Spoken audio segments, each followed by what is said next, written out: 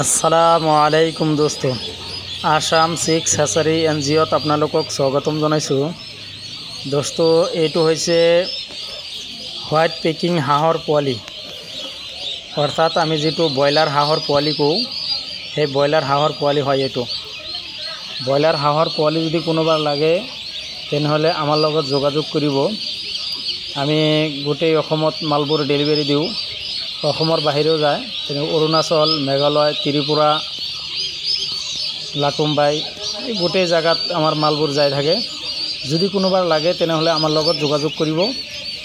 আমাৰ ইয়াত any time সকলো ধৰণৰ পোৱালি ষ্টক থাকে, আৰু আমাৰ ইয়াত সকলো ধৰণৰ পোৱালি আপোনালোকে হোলচেল প্ৰাইচত পাব।